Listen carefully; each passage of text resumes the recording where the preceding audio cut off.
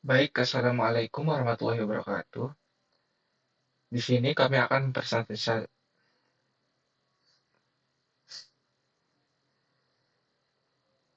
Assalamualaikum warahmatullahi wabarakatuh.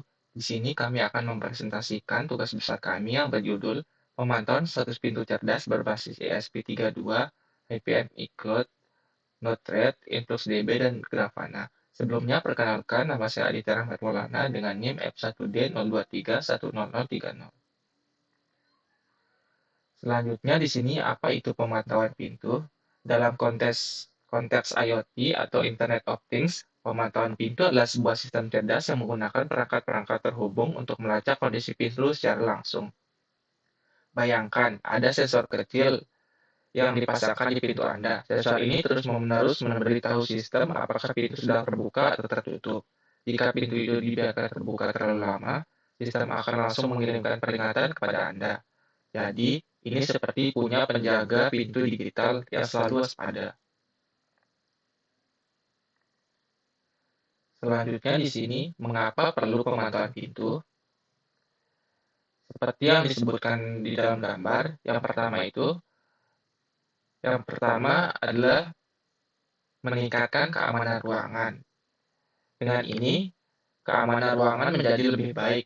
Dengan tahu persis kondisi pintu, kita bisa lebih yakin bahwa ruangan kita aman. Tidak ada lagi kekhawatiran pintu yang tidak sengaja terbuka dan membiarkan orang asing masuk. Selanjutnya di sini, meningkatkan resiko pintu lupa ditutup. Sistem ini mencegah Anda lupa menutup pintu. Ini sangat berguna terutama di tempat-tempat yang membutuhkan keamanan tinggi atau di mana pintu yang terbuka biasa menimbulkan masalah. Yang ketiga di sini memberikan notifikasi saat kondisi tidak normal. Jika ada sesuatu yang tidak beres, misalnya pintu terbuka saat seharusnya tertutup, kita akan langsung diberitahu. Ini memungkinkan kita bertindak dengan cepat. Yang keempat di sini memudahkan pemantauan dari jarak jauh. Kita tidak perlu lagi berada di dekat pintu untuk memeriksanya. Dengan sistem ini, kita bisa memantau dari jarak jauh, bahkan saat kita sedang bepergian. Yang terakhir di sini, menyimpan sejarah kondisi pintu untuk dianalisis. Ini juga berfungsi sebagai catatan tentang kapan pintu dibuka dan ditutup. Data ini bisa berguna untuk melihat pola penggunaan atau untuk keperluan audit di kemudian hari. Terima kasih, sekian dari saya, dilanjutkan oleh teman saya. Oke, selanjutnya di sini ada arsitektur sistem, kita bisa bilang diagram besar, yang dimana yang digunakan di sini itu yang pertama itu ada MC38 sensor, yang dimana MC38 sensor ini tuh digunakan untuk mendeteksi kondisi pintu apakah sedang terbuka atau tertutup. Nah, kemudian di sini ada ISP32 yang dimana ISP32 ini digunakan untuk mendeteksi kondisi pintu apakah sedang terbuka atau tertutup. Kemudian di sini ada Wi-Fi yang digunakan sebagai media komunikasi agar ISP32 dapat terhubung ke internet. Nah, selanjutnya kemudian ada HiveMQ Cloud yang dimana di sini itu dia itu berperan sebagai MQTT broker, yaitu kayak perantara komunikasi antara ISP32 dan Node RID-nya. Nah, kemudian ada dia ke Node RID yang dimana di ini digunakan yaitu untuk mengolah data yang diterima dari HiveMQ yang sebelumnya disampaikan ke database. Nah, kemudian dia langsung ke include XDB yang dimana di sini itu dia itu database time series yang dirancang untuk menyimpan data berdasarkan waktu. Jadi dalam timestamp ya. Yang kemudian dia ke Grafana yang dimana dia ini di sini Grafana ini digunakan sebagai dashboard monitoring yang menampilkan data dari InfluxDB dalam bentuk visual. Selanjutnya di sini itu ada hardware-nya atau fungsi-fungsinya yang dimana di SP32 Duit DevKit P1 ini dia itu fungsinya itu dia itu mikrokontroler utama yang mengolah data sensor gitu, yaitu mengendalikan LED dan buzzer serta mengirim data melalui Wi-Fi menggunakan MQTT. Nah, selanjutnya di sini ada MC38 yang dimana magnetic door sensor yang dimana di sini tuh dia itu mendeteksi apakah pintu dalam kondisi terbuka atau tertutup berdasarkan perubahan posisi magnet. Kemudian ada LED hijau yang dimana di sini ketika menyala ketika pintu dalam kondisi tertutup gitu. Dia itu menyala ketika pintu dalam kondisi tertutup. Nah, kalau kebuka warna merah gitu. Nah, selanjutnya breadboard yang dimana di sini itu tempat merangkai komponen tanpa proses penyolderan. Nah, selanjutnya itu active buzzer yang dimana di sini itu dia itu menghasilkan bunyi peringatan secara otomatis sesuai kondisi alarm. Kemudian ya, LED merah ya seperti yang berbalikan lah dengan LED hijau yang dimana LED hijau tadi dia menyala ketika pintunya tertutup, sedangkan LED merah menyala ketika pintunya terbuka. Nah, selanjutnya di sini ada jumper wire yang dimana di sini tuh dia menghubungkan ESP32 dengan sensor dan komponen lainnya. Selanjutnya ada resistor 220 yang dimana di sini membatasi arus yang mengalir ke LED. Kemudian ada USB Type-C yang dimana dia di sini tuh menyediakan daya listrik dan media upload program ke ESP32. Selanjutnya akan dijelaskan oleh teman saya. Selanjutnya yaitu saya Muhammad Hidayat Forman. Di sini saya akan menjelaskan lanjutan dari teman saya. Di sini ada software program yang dimana kami menggunakan Arduino IDE sebagai elemen pengembangan untuk ESP32-nya. Dan program yang dibuat itu bertugas menjadi membaca sensor pintu, mengontrol indikator LED dan buzzer, dan mengirimkan data ke FMQ Cloud menggunakan protokol MQTT. Selanjutnya itu ada software broker MQTT di mana kami menggunakan MQ Cloud yang mana berfungsi sebagai broker MQTT yang menerima data dari ESP32 dan meneruskannya ke Node-RED. Dengan adanya broker ini, perangkat pengirim dan penerima tidak perlu saling terhubung secara langsung atau bisa dibuka secara online. Selanjutnya itu ada software flow di mana kami menggunakan Node-RED yang menerima data MQTT dari FMQ, kemudian memproses payload JSON menjadi format yang sesuai sebelum disimpan ke database InfluxDB. Nah, di sini ada gambar dari flow-nya. Mungkin hanya itu yang bisa saya sampaikan. Selanjutnya akan dilanjutkan oleh teman saya. Nah, baik, untuk software selanjutnya di sini kita menggunakan InfluxDB. Di InfluxDB ini menyimpan seluruh data monitoring beserta waktu pencatatannya. Database ini dipilih karena dirancang untuk menangani data IoT yang terus bertambah secara berkala.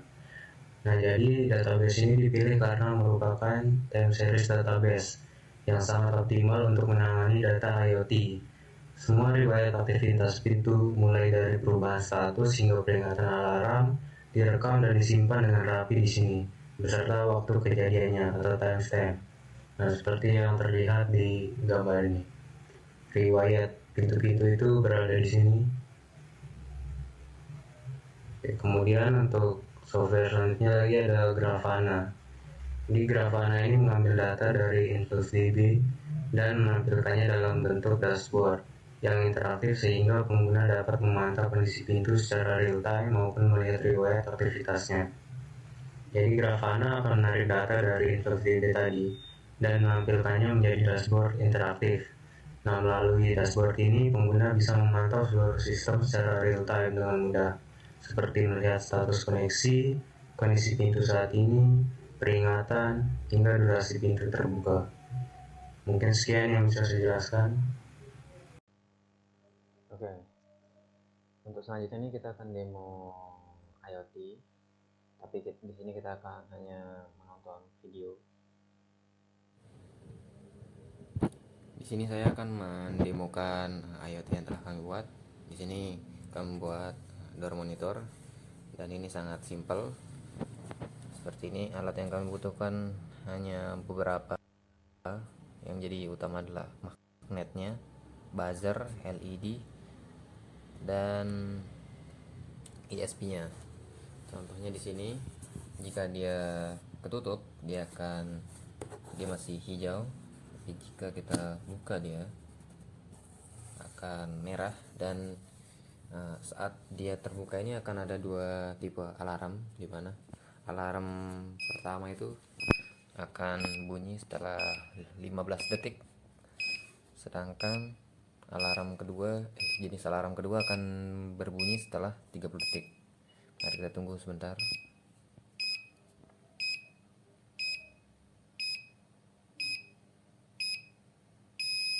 Nah, alarm kedua itu jadi bunyinya akan panjang terus-menerus, sedangkan alarm pertama hanya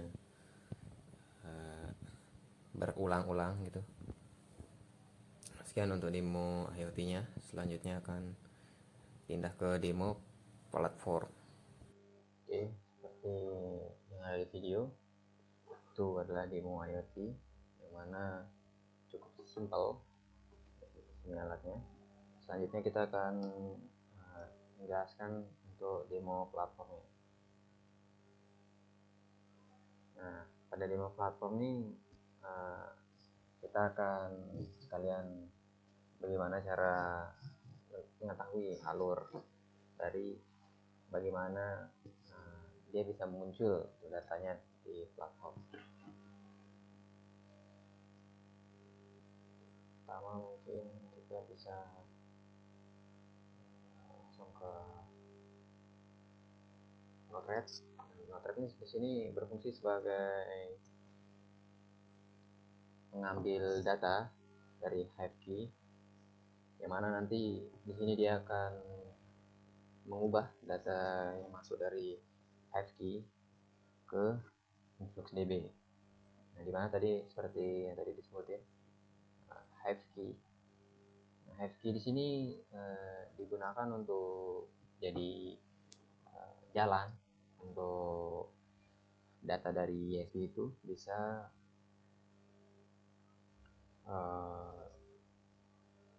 disimpan atau diarahkan nanti ke InfluxDB, yang mana InfluxDB itu sebagai penyimpan yang nanti akan digunakan lagi untuk ditampilkan ke Grafana.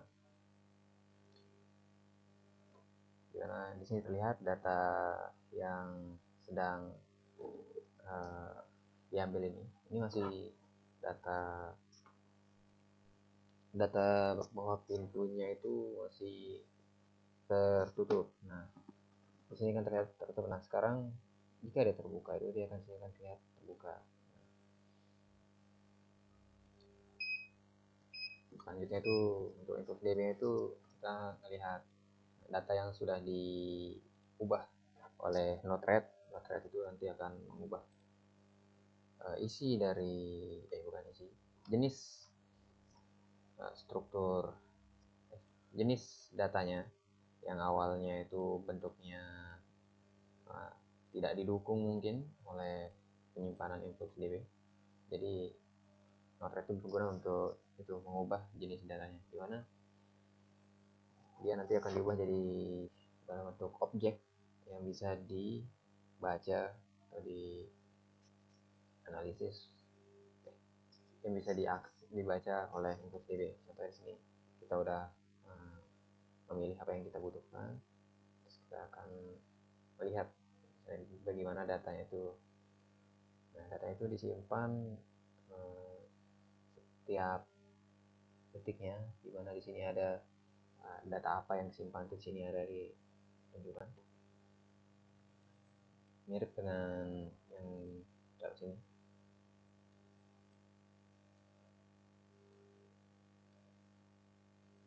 Nah, dari InfluxDB itu Grafana-nya nanti akan membaca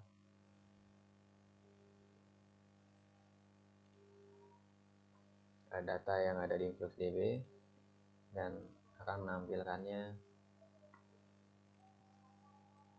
seperti ini.